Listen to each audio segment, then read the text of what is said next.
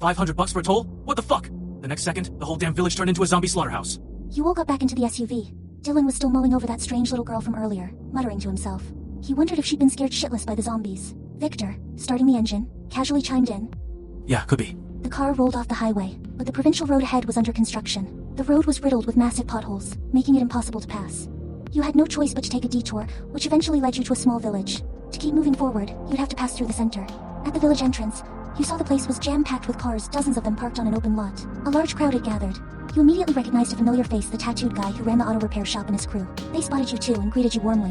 When you went over to ask what was going on, you found out the villagers were charging a toll to pass through, and the price was absolutely insane. It started at $300 per car, but now it had skyrocketed to $500. Some village aunties were cracking sunflower seeds, watching with amused grins. Better hurry up. One of them teased. Who knows, it might jump to $5,000 in a bit. Your gut tightened. This many people gathered in one spot? That's never a good sign. But with the cars ahead not moving, you were stuck too. You and your group weaved through the haphazardly parked cars to the village entrance, where you saw the villagers blocking the road and collecting money.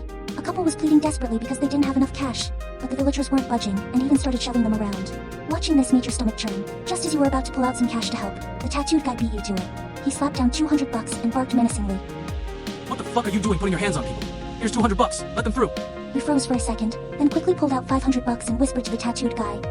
Hey man, you're covering for them, but let me cover others. Your earnest tone made it sound like you were competing to do charity work, leaving the tattooed guy momentarily speechless. Just then, Victor spoke up. His voice was cold as ice as he asked the villagers. How much did it cost to build this road? The villagers hesitated before replying. It cost over 300, zero. Without missing a beat, Victor shot back. I'll pay 400, zero, to buy the damn road. You couldn't help but feel a pang of envy. If only you had 400 grand. Imagine how much your foolishly kind person's stat would skyrocket. A loud crash echoed from deeper in the village. A silver BMW that had just driven through smashed into the brick wall of someone's house. Moments later, a middle-aged man crawled out of the driver's seat. His eyes were bloodshot, and he staggered to his feet, making strange noises. Your heart sank. Oh fuck no. You turned on your heels and bolted. This guy had mutated. The crowd at the village entrance scattered in all directions. The villagers, clueless as ever, shouted after them. What the hell are you running for? Don't you want to get through? Screams erupted behind you. You sprinted straight for the SUV, thinking Victor would definitely come back for his crossbow. Sticking with him was your safest bet. Sure enough, he was right behind you, flashing a faint smile as he opened the car door and grabbed his steel crossbow. The villagers at the entrance had all turned into zombies, including the man who'd been collecting tolls and his son. Even as a zombie, the man clutched a wad of cash in his hand, growling. Pay up! Pay up! His son lunged forward too. Victor raised his crossbow, firing with precision, and a whole group of them dropped instantly, but the zombies kept coming. The virus spread rapidly through the entire village. Victor didn't hesitate.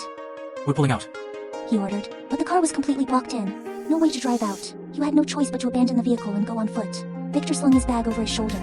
He took a few steps before realizing you weren't following. He turned back and asked. What the hell are you waiting for? His concern hit you right in the feels, and you quickly shouldered your bag and caught up.